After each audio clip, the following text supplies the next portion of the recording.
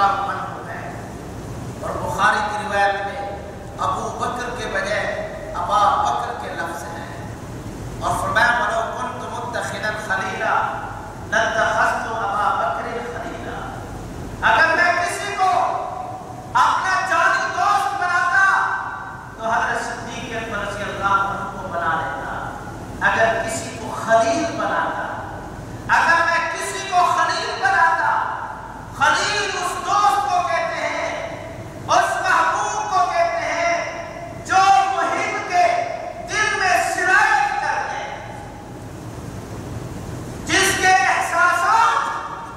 جس کے خیالات، جس کے جذبات محب کے دل پر حکمرانی کرتے رہتے ہیں، اسے خلیل کہتے ہیں۔ ظاہر بات ہے کہ ایسی محبت صرف اللہ کی ہو سکتی ہے، اس لیے فرمایا کہ اگر اس طرح کی محبت، اس طرح کا تعلق، اس طرح کی دوستی کہ دل میں محبوب کی محبت، دوستی،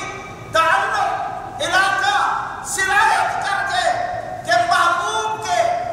خیال کے بغیر کسی کا خیال بھی نہ رہے، اور وہ محبوب معلم اسرار اور معلم راز بن جائے، فرمایا کہ اس طرح اگر کسی کو بنانا جائز ہوتا لَاتَّخَذْتُ أَبَا بَكْرٍ خَلِيلًا، تو میں حضرت ابو بکر صدیق رضی اللہ تعالی عنہ کو خلیل بنا لیتا۔ بعد نے فرمایا کہ خلیل خلت سے ہے، جس کے معنی ضرورت کے، جس کے معنی احتیاج کے، کہ اگر کسی کو اس قدر دوست بنانا ہوتا، جائز ہوتا کہ اس کی طرف انسان اپنی احتیاج میں،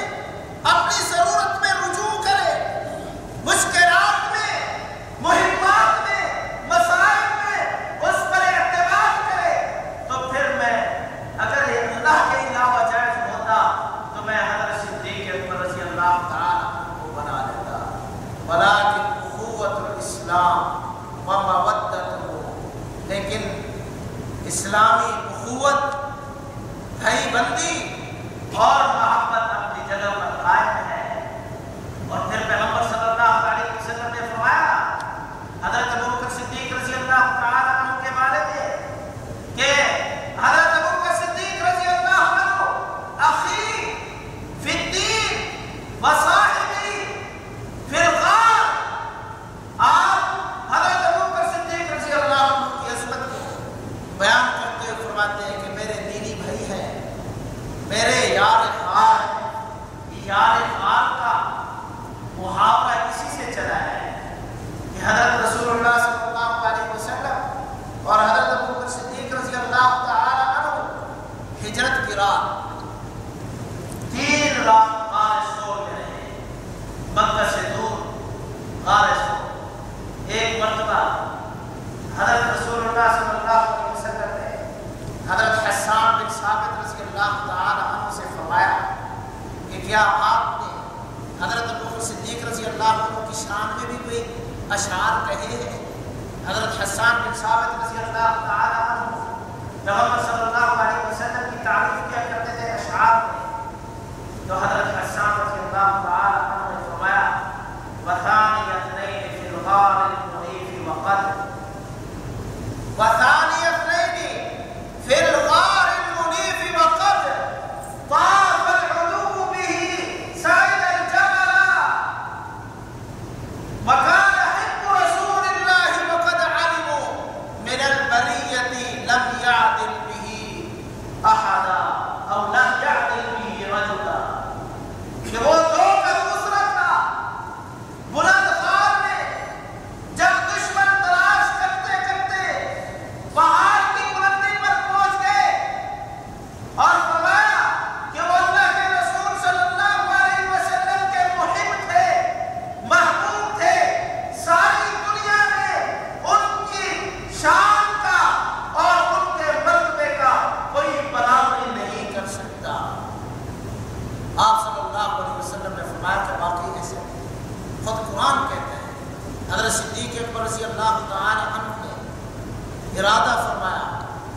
کفار کے،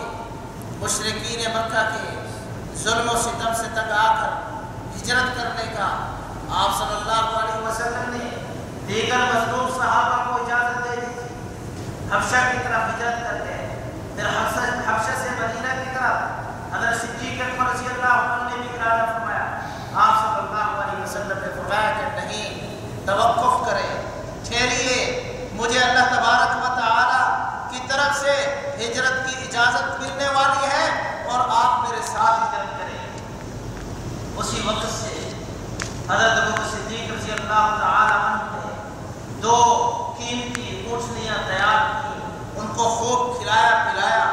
حضرت عائشہ رضی اللہ عنہ فرماتی ہے اسلام سے پہلے بھی حضرت ابوبکر صدیق رضی اللہ تعالی عنہ پیغمبر صلی اللہ علیہ وسلم سے جدا نہیں ہوتے تھے، اسلام کے بعد بھی جدا نہیں، اسلام سے پہلے بھی ساتھ رہتے تھے، اسلام کے بعد بھی ساتھ، زندگی میں بھی ساتھ، زندگی کے بعد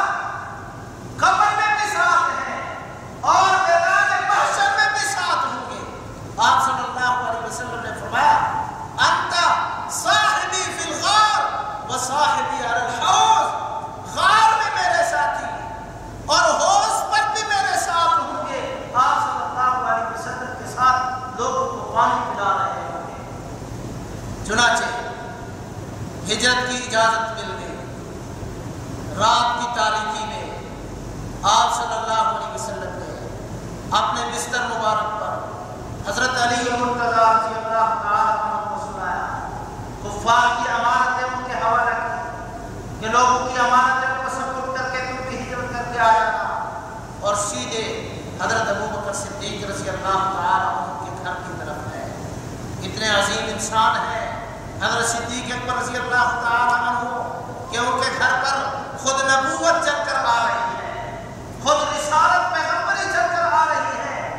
حضرت ابوبکر صدیق رضی اللہ عنہ کو ساتھ لیا۔ حضرت اسماء بنت ابی بکر صدیق رضی اللہ عنہ نے کھانا تیار کیا، اپنا دوپٹہ چیر کر اور اس کھانے کو آدھے سے باندھا اور پھر پیغمبر صلی اللہ علیہ وسلم کے ساتھ روانہ ہو گئے۔ غار ثور میں گئے، غار ثور میں 3 رات گزاری۔ مکہ سے 3 میل کے فاصلے پر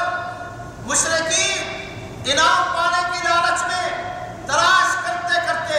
پیغمبر صلی اللہ علیہ وسلم کو ڈھونڈنے کے لیے غار ثور کے دہانے پر پہنچ گئے، لیکن اللہ نے ان پر رعب مسلط کر دیا، خوف مسلط کر دیا۔ کسی کو اتنی ہمت نہ ہوئی کہ اپنے قوم کو دیکھ سکے، جبکہ نیچے غار میں رسول اللہ صلی اللہ علیہ وسلم حضرت صدیق اکبر رضی اللہ تعالیٰ عنہ دیکھ رہے ہیں، بلکہ حضرت صدیق اکبر رضی اللہ تعالیٰ عنہ نے اللہ کے رسول کی خدمت میں عرض کیا لو ان احدهم نظر الى قدميه لرآنا او لابصرنا، کہ اگر ان میں سے کوئی ایک شخص اپنے قدموں کو دیکھ لے تو ہمیں دیکھ لے گا۔ آپ صلی اللہ علیہ وسلم نے فرمایا ما ظنک یا ابا بکر باثنین اللہ ثالثہما، اے ابو بکر آپ کا کیا خیال ہے ان 2 کے بارے میں جن کا تیسرا اللہ ہے۔ پیغمبر صلی اللہ علیہ وسلم کو حضرت صدیق اکبر رضی اللہ تعالی عنہ کی دوستی پر پورا اعتماد تھا۔ اگر دوست نہ ہوتے، دوستی پر اعتماد نہ ہوتا تو ایسے مشکل وقت میں کبھی ساتھ نہ لے جاتے، اور نہ اللہ تعالیٰ ساتھ لے جانے کی اجازت دیتا۔ اور پھر حضرت رسول اللہ صلی اللہ علیہ وسلم نے تسلی فرمائی ما ظنک باثنین اللہ ثالثہما، آپ کا کیا خیال ہے ان 2 کے بارے میں؟ دوسرے کا 2 کون تھے؟ ایک رسول اللہ صلی اللہ علیہ وسلم، دوسرے حضرت ابوبکر صدیق رضی اللہ تعالی عنہ، تیسرے اللہ تھے۔ اللہ کی معیت ساتھ ہے، اور فرمایا